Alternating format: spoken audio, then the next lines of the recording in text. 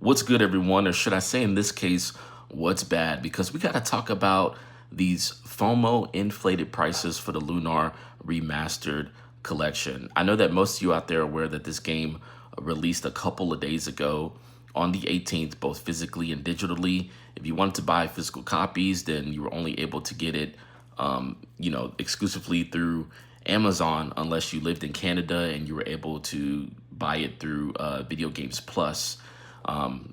So we know that there are no physical copies available right now on Amazon. And if you want to buy the game digitally, you can do that on all these consoles.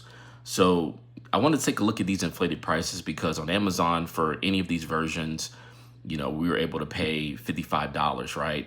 The digital version is $50, but as you can see, it's already hit the secondhand market and the inflated prices are as such. So let's take a look at all three versions. I'm only going to talk about the NTSC versions of the game. So if you live in the PAL region or somewhere else in the world, then this may not apply to you. But anyhow, with the PS4, people are willing to pay $90, and as we keep scrolling up, we see 100, 115, 120, 125, and then it caps out at 130. So yeah, 90 to 130 for the PS4 version. For the Switch version, similar as far as the low range at $90. If we keep scrolling up, we get to 100, but then there's a second, recent sold listings page here, and you could see that the highest is 150. And there are more sold copies of the Switch version in comparison to the PS4, which lets me know that this is the more sought after version.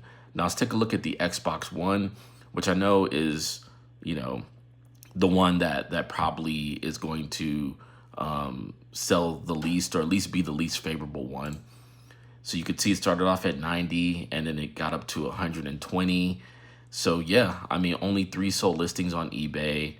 The most is dealing with the Switch. But yeah, this is what happens, right? When, companies have these like limited releases of a particular game. They don't offer pre-order. So it's crazy to see how, inflated these prices are and what people are willing to pay in order to get their hands on these games, especially for this collection. So let me know in the comments down below. What do you guys think of these inflated prices? And if Gunho follows through on promising a restock on Amazon, how do you think that will affect the secondhand market? Let me know in the comments down below, and I look forward to seeing you on the next video. Take care.